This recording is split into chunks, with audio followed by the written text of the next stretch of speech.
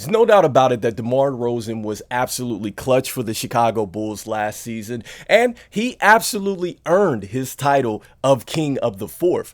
Now that DeMar DeRozan is a free agent, could he perhaps deliver a clutch basket for the Chicago Bulls in free agency via a sign and trade, which would help DeMar DeRozan and help the Chicago Bulls? This is Rico Greenhowe, and this is another episode of Bulls Digest. Before we jump into it, wanted to go ahead and let you know that 77% of you guys that watch the videos are not subscribed to the channel. Make sure you hit that subscribe button so you can stay up to date with the latest news and happenings around your Chicago Bulls. Without further ado, guys, let's go into DeMar DeRozan still helps the Bulls. All right, guys, and so if you've been paying attention here, DeMar DeRozan is an unrestricted free agent, meaning he can go anywhere he wants to go. All right, and so that's first and foremost. He is not inclined to help out the Chicago Bulls at all. All right, so we're parted ways for right now. But there are several teams that DeMar DeRozan is linked to that makes sense that if DeMar DeRozan were wanting to go there, that, we were to help him out a little bit or help this other team out a little bit with the finances so he can get paid what he would like to get paid here, but it more than likely would lock him up to a 3-year deal. So there's 3 teams out there right now that is rumored that DeMar DeRozan is linked to. I think that all 3 make a lot of sense for DeMar DeRozan. I'm going to start with the team that would least likely probably help us out, would be a good situation with DeMar DeRozan, and that's going to be the Miami Heat. Okay, so look, the Miami Heat absolutely could use DeMar DeRozan. I believe they ranked 20th in offense efficiency there, so I definitely think that this is a great place for DeMar DeRozan with Jimmy Butler and him being the kings of the mid-range, and then also too being clutch like that. You put some great role players and shooters around them. This team is definitely exciting. And then also to shout out to the guy that everybody knows that we definitely wanted in the draft, Khalil Ware. So he's out there too. So anyway, guys, look, Miami looks really, really good, to definitely fight for a position to come out of the East if you add DeMar DeRozan and maybe a couple different role players. But to make this happen, guys, I think that Miami financially, the best that they could do, or really that they're working on, is like a $5 million, as far as exemption is concerned, mid-level exemption, so they really don't have a lot of money there. They would have to get creative. This would certainly mean that you're going to have to dump a guy like Terry Rozier. You might have to look at getting rid of a Duncan Robinson and a Tyler Hero. Those 2 names alone makes it a little shaky for me, because Tyler Hero does so many things as far as not only shooting the ball, but he can score in different aspects. Like he can definitely do he's a 3-level scorer, so he can get to the cup, he can hit the mid-range, he can definitely knock down shots, and also too he defensively, I think that he goes out there and fights for it. And Duncan Robinson is another guy that spaces the floor. You'd be getting rid of him. Obviously defensively you're not getting that same effort that Tyler Hero gives you. And then with Terry Rozier, I mean, this guy is a solid hooper. I mean, he was out there when Boston was on the rise, right, with Jason Tatum and those guys like that. He eventually got traded off, but again, he's shown that he can be a 2-way player out there. So it would be very rich, I think, for Miami to go ahead and make this move for DeMar DeRozan, even though I think offensively and then from a philosophical standpoint, I think that it definitely works for DeMar DeRozan to go there.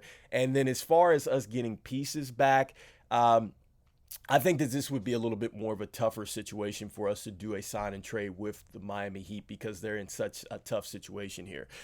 Next, guys, probably my next least favorite team to probably go and do a sign and trade with would be the Los Angeles Lakers, even though I think that that's probably now gone out the window with what's going on with LeBron James and the expected I'm going to say extension that's coming here. He would have had to take a little bit of a pay cut for this to work as well, guys.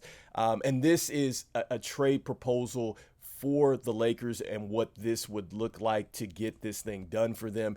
it would have the Lakers going ahead, and it says taking advantage of the Bulls' lack of leverage here.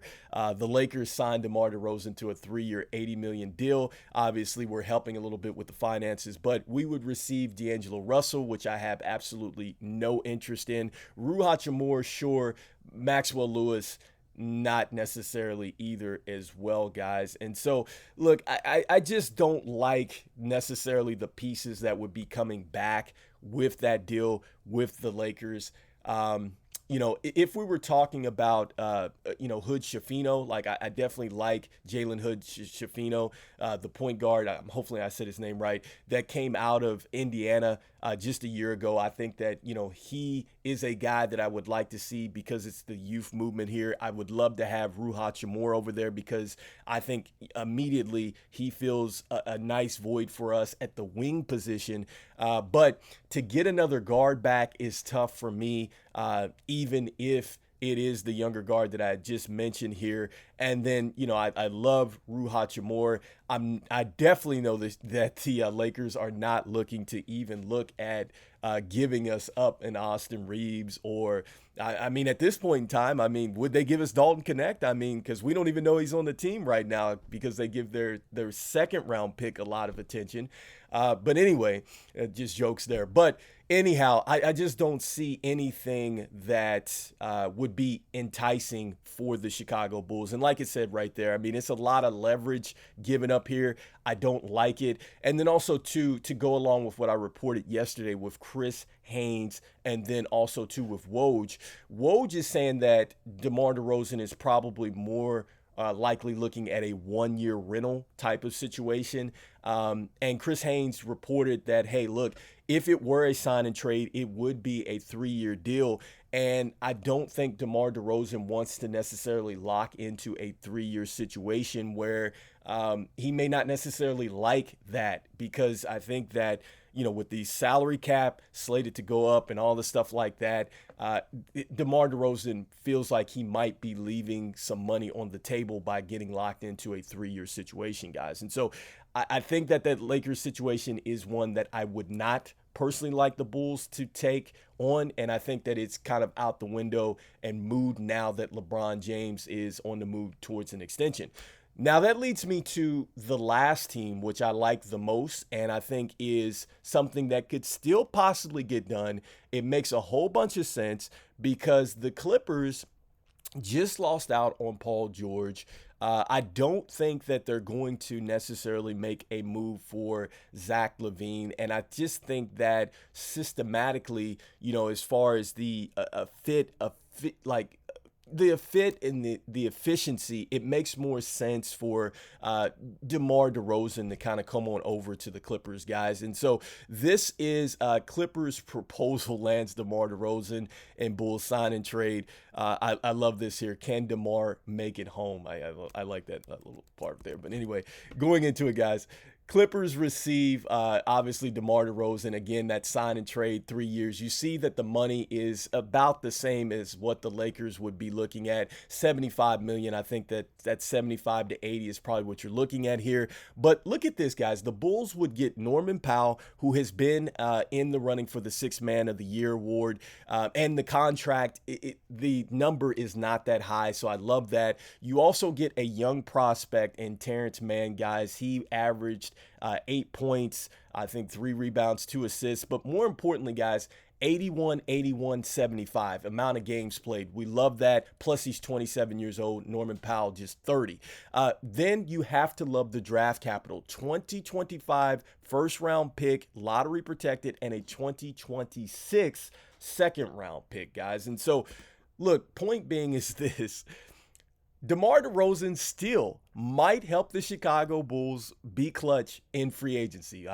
That's how incredible DeMar DeRozan is right now. But look, I don't see this happening because I don't think that DeMar DeRozan is likely to really necessarily do anything with the Chicago Bulls. Like I said, at this point in time, I do believe a lot of the reports out there that he absolutely probably got turned off when they went ahead and they, brought Josh Giddey over and, let Alex Caruso go. And I think that at this point in time, not that DeMar DeRozan wouldn't be okay with the youth movement. I just think at this point in time, guys, he wants to play for a winner, and rightfully so, guys. And again, DeMar DeRozan has given us absolutely everything we have ever wanted as a player, man. He came out, he played extremely hard, guys. I mean, he led the league in minutes at this age. I mean, which is just, I mean, that's Yahtzee for him to do that. And then the fact that his ego, man, he pushed it aside and he was able to let Kobe White and Dosunmu cook, man. Like, I think that that's why a lot of people are like, man, can we keep DeMar? But it's unfortunately, I just think it's not going to work with what we've built there. And look, it sucks for DeMar, man, because I'm not sure that DeMar now is going to get the money that he certainly deserves, guys. And I just hope that he gets the role that he deserves as well, because that's two things I want to point out there as well. The Miami Heat and with the Clippers situation, I feel like those roles, and like I said, from a systematic standpoint, it makes a lot of sense. I think he fits Ty Lue's system. I think he goes right along with Kawhi. He works with Jimmy Butler. But I just think if he were to go with the Lakers, man, and shout out to Russell Westbrook, because I love guys that play with the effort, the heart, and everything else. DeMar DeRozan is not a stand in the corner 3-point shooter. Like, he's not going to be effective just standing there waiting to catch the ball and then score with the shot clock very low. That's not DeMar DeRozan, man. And so I think that would be a disservice for him to go to the Lakers, guys. And on top of that, I think that would be ridiculous too, that we would get the bad end of the stick with the Lakers deal. So in any case, guys, no rambled on here, but I like the Clippers deal. I'm rooting for something like that to happen. I wouldn't mind having Norman Powell and Terrence Mann over here. Those are two wing players, right? So it's not guards per se. These are wings that we could put out there and use immediately right now in our rebuild, guys. Let me know in the comments what you guys think. Are you hopeful for the fact that, hey, we can have a happy separation with DeMar DeRozan and get him to the Clippers and get those pieces back? Or do you feel like, hey, that Lakers deal seems like it's amazing to me, and you want to go with that, guys? Or do you feel like, hey, look, there's going to be no sign and trade. I think that my man should probably go ahead, try to get a 1-year rental situation somewhere else, and Miami makes a whole bunch of sense. So even though we are still counting on the king of the fourth, who is no longer with our team, and this makes no sense, guys, I'm still saying go Bulls. I'll see you guys on the next one. Peace.